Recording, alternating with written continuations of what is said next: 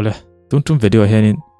tu zaipawl te hinge rap game a lo lut hmasa zawk ti hi kan enanga tunhaya zaipawl pakhat rap music ron tel anoma chu hmasa ber ni anga hi anom tlatin ka ria engponi se hei hanen taila hei hi anni hi BCM lomal pastor BL zaipawl te ania ami beise na ti la Jonathan te zore male Uncle Joe te la ka ron coverin harmonize nal tak nen rap part zong ne ha ron bil tel ta chu voice and po ngai ne kan soi lok tu chu i zaipawl han rap han tiang chi te mo tun ma pheka chonin unaccept violo mai thai ne maro chu tun nuwa chon mi hring te kan lo changkang ve ta kalo accept ta deuh te poni ma na ti chonin nei zaipawl rap hmasa ber ti na ron om top maya hei hi title kan da du dan te kan thumbnail a kan thu zia te hi film khuranga in ka ria chanchu hetiang te po hi engeniang la thu in sak diklo saka te mo engeniang khatiang mai te po khanin case hi nei thainia case file thai te nia chuwang chonin title ate kan zia kan chonin ber hanin ti phei chu thil serious lut tu kanin ka ria ke chuan ber ni hi thil harsa nia mel che ber ni han tumte ini mi alawang mel tha ber ni tumla ini le chuang lawanga zai thiam ber ni patumlai ni lawanga a thiam ber hi ani theilo ni tha ber te che ber te hi ni har khop mai chuang chon ber ti hi ni har sa tak mai ne chuwang chuanin ber ti title kanin pedona ni chuanin case study kan ya ani aya zaipawl lo rep masat anomem ti te po hi she chu thaviu in ka ria maro chu channel nei tu te vadem na lampang ni lovin kechi kan du ni po in anni hi rep ma saber anni mai lo mo tiang chi te mo heten thu chiang takni si lo anga han jiang chi te fin thak vi win ka ria chu kan soi ve ni ta sila ti chonin ke chonin BCM lomal pastor bil te hian thiam ka ti rep te po hanon sa tha em mani amaro chu a ber ti title hi ka pe ve thei lo tat maya a chan chu anni ma lo rep hinum to ni heng poni se toi te hin ngai thalok tiang on reply he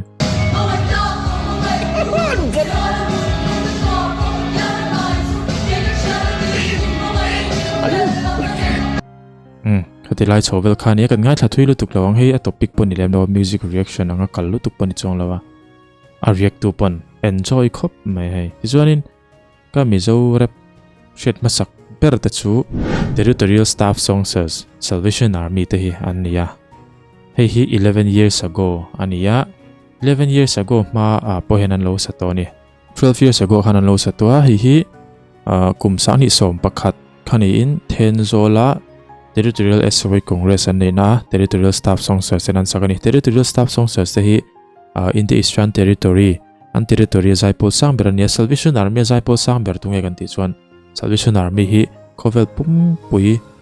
dap chuak ko shan ni wangin an Zaipawl Sangber chu International Staff Songsters and ya London base ni in kuta kona nom thunga maro chu keini na kan mu ve thei phak china chuanin Territorial Staff Songsters hi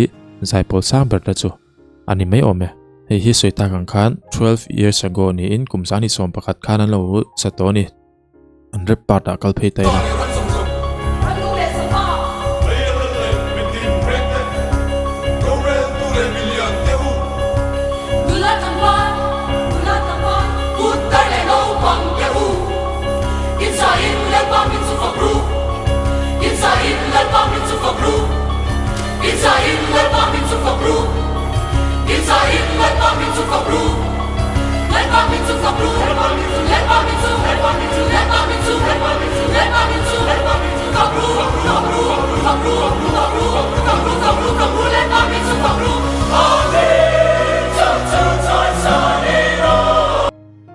a climax anal khop maya fakru part in ti chok lai in vel thwa lai vel khamo chuanin hemi hi chiang lo emai audio hi ta hian a chiang dawin ka hrian an audio hi chu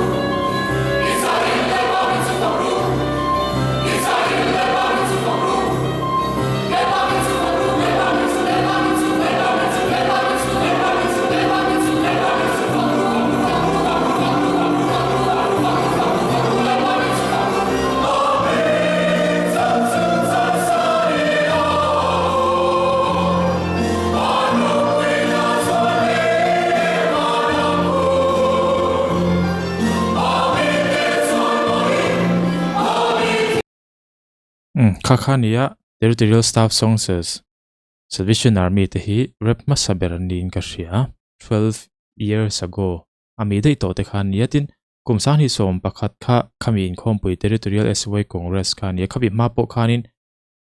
kor sang ate kausan sang ate an rem tura ngai bok taila amaro chu 12 years ago kha kan evidence nei paber chu ni main ka hria ti chuanin an ni hian hemilo po hi rep dangan lo sa to boka chu hei hi ni hei ve thum hi chu 6 years ago ani amaro chu 12 years ago I khan rei to zawk hemi music video an siam hi 12 years ago khami in khom puyami ma dia music video album an siam khania poni se ngai thateng heta pon rep part hi om tho maya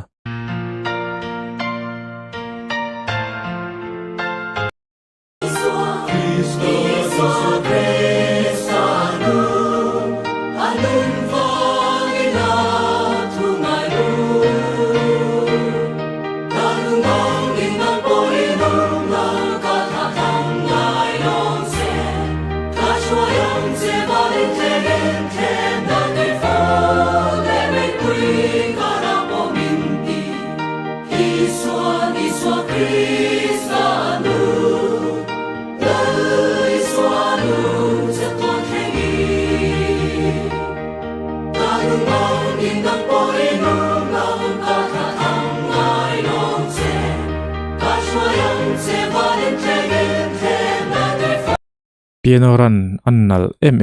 tin music video music reaction ani lo wangin tun tum chu a music ang chi te kan ron react lutuk don lawa an reply a khan kal pheng rep om dona heda po hian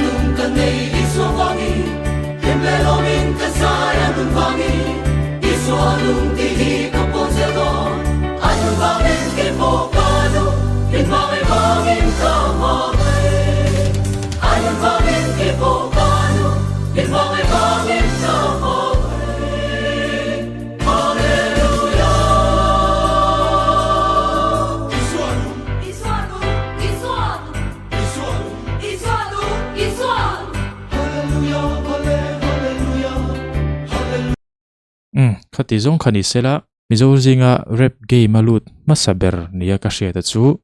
ke chon nia ka hriat ka ti nia ka hriat chu Salvation Army Territorial Staff Services te hin nia 12 years ago te to hanin an lo rep to ni luangmol pastor bill BCM te an rep thiam lo ve ka ti hau lawa amaro chu a masaber ka ron soina zo kan ya 12 days ago ami ai chuan 12 years ago mi zok kha chu masa zok chuan ka hriani ke chuan ola khati zong khatu tum video chu ni phot te se